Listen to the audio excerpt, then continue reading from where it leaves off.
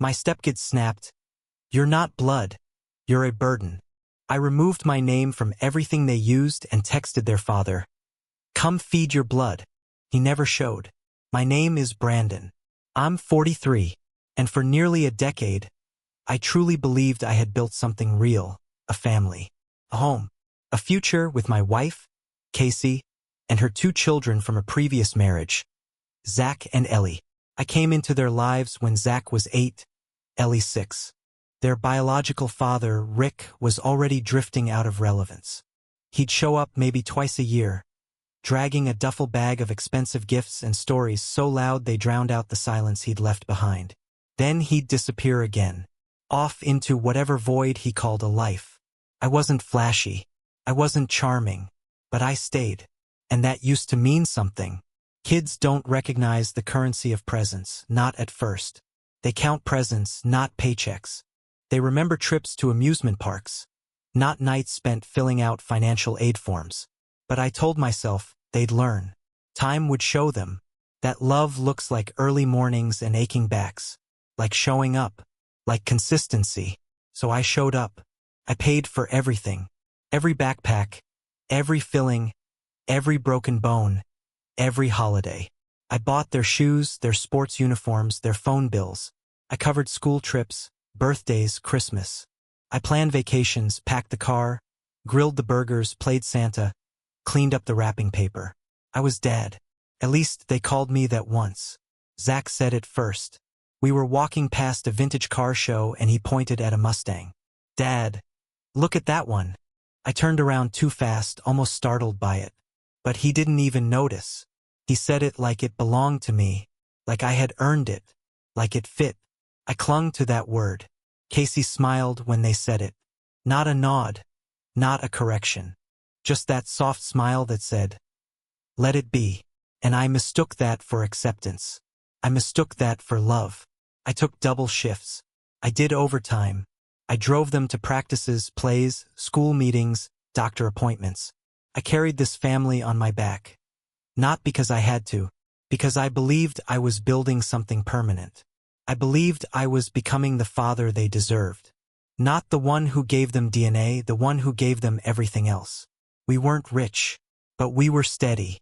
I kept the lights on, the fridge full. When Ellie wanted to try ballet, I made it happen. When Zach needed braces, I signed the loan. I skipped vacations, sold my bike, wore the same coat 5 winters in a row. No one noticed, but I did. And when their birthdays came, I gave them more than gifts. I gave them stability, presence, safety. And when Rick showed up again, always with some new flashy gadget, they looked at him like he was a superhero, and looked at me like I was just the guy who paid the mortgage. There were moments, quiet ones, where I started to feel the cracks. Zach calling Rick his real dad. Ellie leaving me out of her father's day posts. Casey saying nothing. Sitting there watching, silent. That silence, it was a decision. Still, I told myself, they're kids. They don't know what they're doing. They don't know what I've given up. But I did. I remember everything I gave away. My inheritance. Gone to cover braces and dance intensives. My time. My youth. My patience. My pride. I put everything I had into this house, this family, and I told myself that one day it would come back. One day they'd see me. Really see me. But love without respect is just labor. Rick was always a ghost. No job. No home you could find twice. But when he appeared, the world bent around him. He brought noise, chaos, excitement. I brought groceries, structure, lights that worked when you flipped the switch. Guess which one they preferred. One Christmas, Rick didn't send a single gift. I stayed up until 3 a.m. assembling Ellie's art easel, setting up Zach's new phone. Christmas morning, they tore through it all with barely a glance in my direction. Then Rick FaceTimed 5 minutes. That's all it took. Ellie cried. Zach asked why he hadn't come. No one said thank you to me. Casey? She said. They're just kids. They don't understand. But they understood enough to know whose name meant something and whose didn't. 10 years. 10 years of sacrifice. 10 years of making sure they never felt the hunger, the cold, the fear I knew too well growing up. 10 years of being the invisible scaffolding that held their world together. And all it took to shake it apart was a few words, a few silences, a few looks. I used to imagine the future. Ellie getting married, me walking her down the aisle. Zach graduating college, calling me first with the news. I pictured grandkids one day, birthdays, cookouts, thank you cards. But legacies require recognition. And I was never part of theirs. I started noticing more. The private jokes I wasn't part of. The way they talked about Rick, like he was some misunderstood adventurer. The way Casey never corrected them, never defended me, just sat in the silence and let it speak for her. I told myself to be patient, that it would shift, that respect takes time.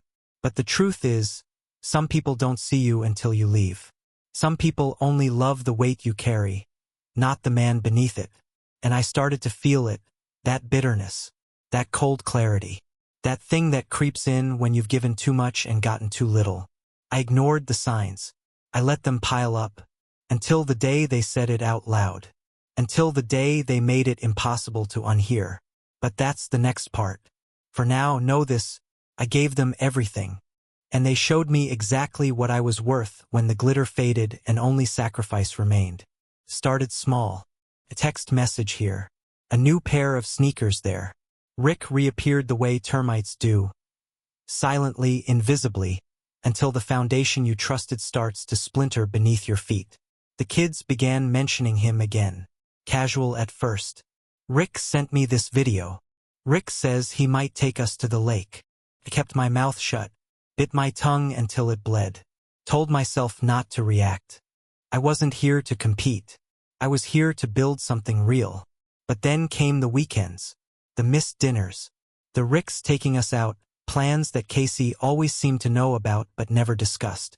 Suddenly Zach was gone for hours with him, and Ellie was being picked up after school by a man who couldn't even spell orthodontist, let alone pay for one. And when they came back, the air changed. Zach swaggered like he was untouchable. Ellie rolled her eyes before I even opened my mouth. They came back with new hoodies, fast food wrappers, gadgets I'd never allow under my roof. They came back louder, ruder, talking about how Rick gets it, how Rick doesn't nag, how Rick says rules are for insecure men. And Casey? She watched. That same soft silence she'd mastered over the years. She never corrected them, never reminded them who had been paying for their lives while their father played dress-up in his rusted Ford and his bad cologne. One night, Zach said it while I was setting the dinner table. You know, Rick doesn't make us eat at the table. He lets us do what we want. It was a sentence soaked in acid, tossed over his shoulder like it meant nothing. I looked at him, calm, even. You're under my roof, I said. He didn't even blink, just smirked. Yeah? For how much longer? That sentence. It rattled in my spine like a warning **T. I looked to Casey. Her face? Blank. That empty, practiced neutrality that said, don't bring me into this. I brought the food out anyway. Ate in silence. Ellie scrolled her phone. Zach talked over me. Casey stared at her plate. It was like sitting in a house where I was no longer real. Just some noise in the background of a family that had decided it no longer needed a foundation. A week later, Rick generously offered to take them to a weekend concert. Last minute. No warning. No discussion. Just a text. Casey told me over coffee, like it was already decided. He already bought the tickets, she said, eyes on her mug. I nodded. And, she hesitated. It's just for the weekend. And the rules. She shrugged. They're teenagers. It's good they spend time with their father.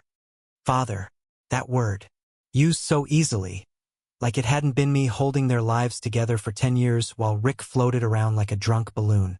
She said it like it didn't cost me anything. That weekend they came back late. Reeked of fast food, vape smoke, and cheap excitement. Ellie had a new piercing. Zach had a shirt with a curse word printed bold across the chest. They laughed about it like it was funny, like there were no lines anymore. I didn't raise my voice. I didn't slam any doors. I simply looked at Casey and said, this stops now. She looked at me like I'd told her to choose between her children and air. You can't just keep them from their dad. He's not their dad, I said. He's a tourist. She flinched, but she didn't disagree. The next few weeks were a war of inches. Zach stopped coming home on time. Ellie started snapping at me when I asked about her grades. I'd ask them to clean up. They'd laugh and say Rick lets them leave plates wherever they want. I'd remind them about curfew. They'd text Rick, then tell me he said I was being controlling. And Casey? She retreated further and further. Started sleeping with her phone under her pillow. Whispered calls. Quick exits. She stopped kissing me goodbye. One night, I came home to find all three of them, Casey, Zach, and Ellie, sitting on the couch like a firing squad. We need to talk, she said. Those words, they never mean anything good. Zach sat back, arms folded. Ellie crossed her legs, chin lifted like she was posing for a photo. Casey looked at me like she was delivering news she didn't want to be responsible for. Zach started. We talked to Rick, he said. And to be honest, you need to apologize. I didn't respond. I waited. Ellie jumped in. You act like you're our real dad. You're not. Casey didn't stop them. Zach leaned forward. Rick said you've been trying to erase him. That's not okay. Ellie nodded. You make things tense. You think money means authority. But it doesn't. I looked at Casey. Nothing. Not a flinch. Not a protest. Then Zach said it. Calm. Cold. Like a final verdict. You're not blood. You're a burden. That one landed. I sat back. Let it wash over me. And Casey, the woman I'd married, the woman whose children I had raised like my own, sat there in that silence and let it echo. We want you to apologize to Rick, she said finally, for trying to replace him. I looked at her, at the two children I'd sacrificed my life for. I let the silence stretch long enough to make them uncomfortable. Then I said it. All right then. They thought they'd won. I could see it on their faces. They thought I was going to fold. That I'd beg. That I'd try to defend myself. That I'd say I didn't mean it, that I loved them. That I just wanted to be part of the family again. But what I meant by all right then wasn't surrender. It was the beginning of my exit. They misunderstood completely. They didn't hear the shift in my tone, the finality. They thought I was still playing their game. But I wasn't. I was done. That night, I lay awake staring at the ceiling while Casey slept beside me like nothing had happened. Her breathing soft, steady. Mine wasn't, because something in me had cracked. Snapped so cleanly it didn't even bleed. Just a cold silence where patience used to live. I got up before dawn, poured a cup of coffee, opened my laptop. I went through every account, every bill, every line item I'd been covering for 10 years. Tuition, cell phones, streaming services, dance fees, sports club memberships, gas cards, car insurance, health insurance, everything. And one by one, I started cutting the strings. Not in anger, not in rage, in clarity. They wanted Rick to be their father, then Rick would pay. By the time the sun came up, I had a list printed out. A cold, clean spreadsheet of 10 years of my life. $280,000. That's what I had spent raising someone else's children. Children who now sat in my house and told me I was a burden. That morning, I dropped the printout on the kitchen counter. When Casey came down, I told her, "Give this to Rick. Tell him it's his turn now." She asked what it was. I didn't answer, because I didn't need to anymore. The man they wanted, he was back. And I was gone, even if my body was still in the room. That morning, after I dropped the list on the kitchen counter, I didn't wait around for Casey's reaction. I took the truck, drove in silence. No music, no distractions. Just the sound of the road and my breath, steady like someone who had already made peace with the fire he was about to start. I went to the storage unit first, the one I'd been quietly paying for the past 3 years. I loaded everything I had bought for Zach and Ellie over the years that still had value. The backup laptop Zach used for gaming, the dance equipment Ellie had outgrown but still kept just in case. The PlayStation I had upgraded for Christmas, the extra bedding, the noise-canceling headphones, the Kindle I gave Casey for her birthday. I packed it all. Every single item I'd paid for that they wouldn't have had without me. The house was a museum of my effort. And if I was no longer part of the story, then neither were the artifacts. I went home and started stripping my name off of everything. Joint accounts? Closed. Credit cards with authorized users? Removed. Streaming subscriptions, app store family sharing, grocery delivery services? Done. I called the school. Pulled my support from Zach's college tuition portal.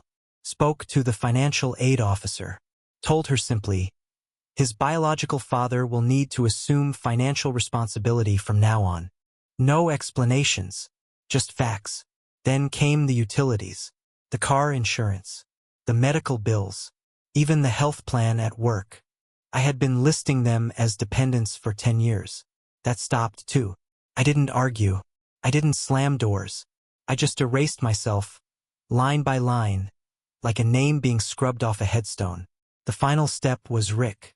I drove to his place, a dingy one-bedroom rental he shared with an air mattress, a stack of unopened bills, and a TV mounted crooked on the wall. I knocked. He opened, shirtless, blinking like he just remembered he had children again. I didn't say much, just handed him the folder. Inside, a list of expenses, a note that read, "Your turn," and keys. The spare set I'd once made him when I still believed we could co-parent like adults. He looked at the papers, confused.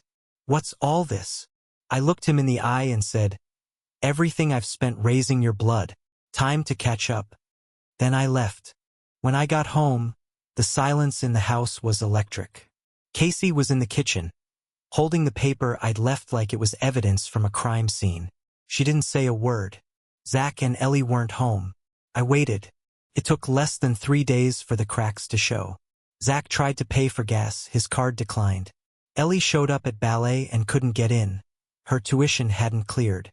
Casey tried to order groceries. Subscription canceled. Netflix? Gone.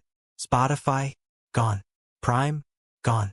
They didn't even know how much of their life ran through me until it stopped. I didn't gloat. I didn't throw it in their faces. I just went about my day, cooked my own meals, cleaned my own laundry, answered no questions. They wanted Rick. They wanted independence from the burden of me. So now they had it. Zach approached me first. He didn't apologize. Not really. He just asked if something was wrong with the bank. I didn't answer. Later that night, Casey tried. You can't just pull everything, she said. Her voice trembled, but it wasn't fear. It was disbelief. Like she still hadn't accepted that I'd actually drawn the line. I didn't pull anything, I said. I just stopped pretending I was part of this family. Her eyes filled with tears. You are, she whispered. No, I replied. I was the wallet, the ride, the silent servant. But when your son looked me in the eye and called me a burden, and you said nothing, that's when I realized I was never anything else. She tried to explain, said they were teenagers, said Rick had poisoned their view, said she never wanted things to go this far. But none of it mattered anymore. Respect doesn't die in explosions. It rots in silence. Zach stormed into the room a few days later, phone in hand. You canceled my tuition payments? Yes, I said. Are you serious? You're just gonna ruin my future because you're mad? I didn't ruin anything, I said.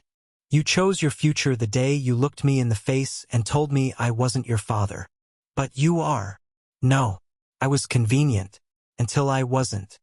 Ellie came next, more quietly. She wasn't yelling. She was crying. I can't dance, she said. They said my account's past due. I nodded. I know. I need it. It's all I have. Then talk to Rick. Maybe he can sell a few of those sneakers he bought you. She didn't respond. Just looked at me with eyes that didn't understand how everything had changed so quickly. But it didn't change quickly. It had been dying for years. They just never noticed. Rick? He called me 2 weeks later. Left a voicemail. Slurred. Angry. You can't just dump all this on me, man. I'm not made of money. I didn't respond. That's the thing about ghosts, they don't like when you shine a light. Casey tried again. He's going to ruin them, she said. He can't handle any of this. I shrugged. Then maybe they'll finally understand what I was. Zach started applying for jobs. Fast food. Retail. Ellie quit dance entirely. Couldn't afford gear, couldn't get rides. Casey? She tried to juggle bills with her paycheck. But the math didn't work. They had lived on my backbone for a decade. And without it, everything cracked. The final fracture came with the house. Mortgage was mine. The loan was in my name. She had no claim. She cried when I told her I was selling it. "Where will we go?" she asked. I didn't answer, because that wasn't my problem anymore. They had made their choice. They chose flash over foundation, fantasy over reality. A father who never paid over the man who paid for everything. So now they'd live with that. Casey moved in with her mother. Zach, last I heard, was flipping burgers and taking community college courses part-time. Ellie stopped dance entirely. Didn't even try to re-enroll. Rick vanished again. Phone off. No forwarding address. And me? I moved into a 2-bedroom place. Simple. Clean. Quiet. No one throws tantrums in this house. No one rolls their eyes when I speak. I don't wake up to silence soaked in resentment. I eat alone. I sleep peacefully. Sometimes I get letters. One from Zach. "I was wrong. I didn't see what you did for me." One from Ellie. "I miss the stability. The games. Even your dumb toothbrush reminders." Casey called. Left a voicemail. Said she missed me. Said she wished she'd spoken up. I didn't answer. Because now, I finally believed them. When they said I was nothing, I finally listened. The hardest part wasn't walking away. It was staying gone. You spend 10 years giving. Not just money, not just time, but the most invisible thing of all, presence. You mold yourself into the empty spaces they don't even know they have. You become what they need before they realize they need it. You do it quietly without asking for thanks. Because love, real love, doesn't wear a badge. But when it's over and you've stopped carrying the weight, the air feels too light. You wait for someone to call your name. You keep expecting the sound of footsteps on the stairs. A door slamming. A voice yelling, "Hey, where's my charger?" Or, "Can you take me to practice?" And instead, silence. I live in a place now where no one depends on me. It's quiet. Not lonely. There's a difference. Loneliness is the absence of people. Silence is the absence of demand. The absence of resentment. I wake up before sunrise. I drink my coffee alone. Sometimes I drive to the hardware store just to browse. Just to K*LL an hour. I've got no one's schedule to follow but my own. No one's moods to tiptoe around. No slamming doors. No icy dinners. No passive aggression radiating across the table like a heat lamp. Abby came into my life when I wasn't looking for anything. She didn't ask about my past, not at first. She just listened. She didn't need me to fix anything. She didn't carry sons with someone else's last name. She didn't need a rescuer. Just someone who showed up on time and told the truth. With Abby, I'm not a placeholder. I'm not a wallet. I'm not the man who shows up when the real one doesn't. I'm just me. I told her about Casey. About the kids. About the things I did and the things I didn't do. I told her everything, not for pity. Just so someone would know I was real. That what I carried was real. That I had once believed, completely and stupidly, that effort equaled belonging. Abby didn't say much. She just nodded, put her hand on mine, and said, "Then you gave them something they weren't ready for." I don't think about Zach and Ellie every day anymore. But sometimes, when I pass the school where I used to wait in the pickup line, or when I hear a song that used to play on Ellie's playlist, something inside me folds. Not pain. Not nostalgia. Just weight. The kind of weight that lives in your bones after you've held something too long. Zach's letter came a few months after I left. It wasn't long. Handwritten. The pen pressure was heavy, like the words had to fight their way out. He wrote, "I didn't see what you were doing until it stopped. I get it now. I was cruel. I'm sorry." I read it once, folded it, placed it in a drawer I don't open. Ellie's came later. She emailed. Subject line, "I miss you." She wrote, "I didn't know how much you did for us. I just thought that's how life worked." That things showed up when we needed them. That dads, real or not, were supposed to do that stuff. I'm sorry I didn't understand. They never asked me to come back. Maybe they knew better. Casey tried. A few times. First, it was just updates. Zach's working now. Ellie's trying community college. Rick's gone again. Then came the real messages. The ones that crack your breath. I should have stopped them. I should have told them to respect you. I should have said something when they called you a burden. I'm sorry. I never responded. Because silence was all I had left that they couldn't twist. Every time I spoke in that house, I was ignored, dismissed, talked over, or worse, turned into the villain. When I enforced rules, I was controlling. When I asked for respect, I was insecure. When I dared to want a place at the table, I was overstepping. So now, I don't speak, and in that silence, I have peace. Some nights I dream of the house, the smell of laundry detergent and hardwood polish, the dent in the hallway wall from Zach's skateboard, the quiet hum of Casey's hairdryer, the sound of Ellie's feet dancing down the stairs. In those dreams, I'm still part of it. Still the man who drives them to school, who pays the bills, who sits in the front row of every performance and game. I wake up with a lump in my throat that tastes like ash. But then I turn, and Abby is beside me. Her breath slow, her body warm, and I remember, I'm not in exile. I left, by choice, and I left because staying would have been a quiet kind of death. Not dramatic, just a slow erosion. Each year a little more invisible, a little more unwanted, a little more erased. People talk about forgiveness like it's a commandment, like the noble thing is to walk back in and give everyone a second chance. But here's the truth. Forgiveness is not the same as returning. I forgive them. I do. Not because they asked. Not because they earned it. But because I needed to empty that part of me where the bitterness had end to rot. But I will never return. Because they didn't just hurt me. They rewrote me. Made me question whether I had imagined the whole thing. Made me wonder if I'd forced myself into a family that never wanted me there in the first place.